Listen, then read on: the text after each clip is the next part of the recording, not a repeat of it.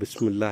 இந்த இடம் எங்கே இருக்குதுன்னு சொன்னாக்கா, மன்னார்குடியிலேருந்து சுமார் ஒரு 5 கிலோமீட்டர் நீடாமங்கலத்தை நோக்கி போகிற ரோடு. அதில் ஒரு சின்ன கிராமம். ஒரு வேலை நிமித்தமாக இந்த இடத்துக்கு வந்திருக்கேன். இன்றைக்கி தேதி 27/10/2025. இயற்கை அழகு என்ன அழகாக இருக்குது, ரம்மியமான அழகாக பாருங்கள் எப்படி இருக்குதுன்னு சொல்லிட்டு. சூப்பராக இருக்குது. இறைவனுடைய கிஃப்ட்டு.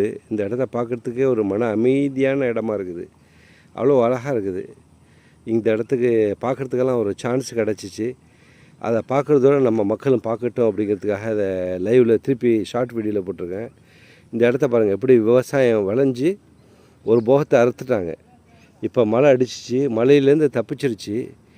இந்த கிராமத்து மக்கள் ரொம்ப நல்ல மக்கள்ன்ட்டு நான் பாராட்டுவேன். இந்த கிராமத்து மக்கள் ஏண்டா ஒரு சின்ன கிராமமாக இருக்குது. அந்த கிராமத்து மக்கள் அவ்வளோ அழகான முறையில் இந்த ஊரை உண்டாக்கியிருக்கிறாங்க. அவங்கள பாராட்டியே திறனும். எப்படின்னா கிட்டத்தட்ட ஒரு 300 மீட்டருக்கு ரோட்டில் 2 சைட்லையும் தென்னை மரத்தை வச்சுருக்காங்க. ஒரு தென்னை மரங்கிறது கிட்டத்தட்ட ஒரு 90 அடி உயரத்துக்கு போகுது. எல்லா தென்னை மரமும் காய்ச்சிருக்குது. இது எப்படின்னா இது ஸ்டேட் கவர்மெண்ட்டுக்கு இடத்துல வச்சுருக்காங்க. வச்சாலும் ஸ்டேட் கவர்மெண்ட் அதை ஆக்குபைட் பண்ணலை, அதில் இது போடலை, லோகோ போடலை. லோகோ போட்டால் தான் ஸ்டேட் கவர்மெண்ட்டு அதை தென்னை மரத்தை பொறிக்கும். ஆனால் இந்த கிராமத்தை சேர்ந்தவங்க தான் இது குத்தகை எடுப்பாங்கன்னு நினைக்கிறேன். யாரோ முன்னோர்கள் செஞ்சு வச்சதை அந்த கிராமத்து மக்கள் பலனடைகிறாங்க.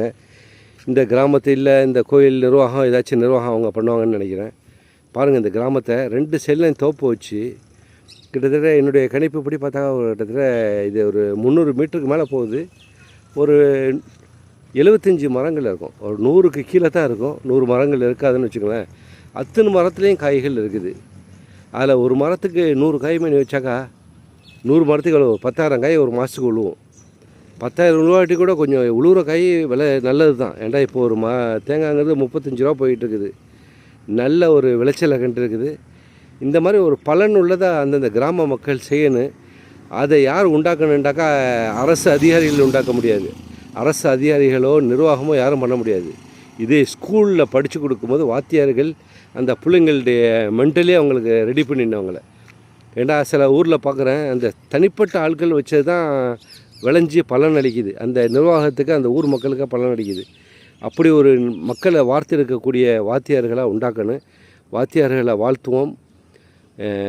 நான் வாத்தியாருடைய பாராட்டுகளை நான் எப்போதுமே பாராட்டுவேன். அவங்களுடைய சேவையை பாராட்டுவேன். இந்த கிராமத்தை உண்டாக்கியிருக்க ஊர் கிராமத்து பேர் தெரியல, தூரத்தில் இருக்கிறதுனால யாரும் மக்களும் இல்லை கேட்குறதுக்கு. சரி, ஓகே, பார்த்தமைக்கு நன்றி. ஓகே, வாழ்த்துக்கள். ரொம்ப சந்தோஷம். இது மக்களுக்கு பார்வைக்காக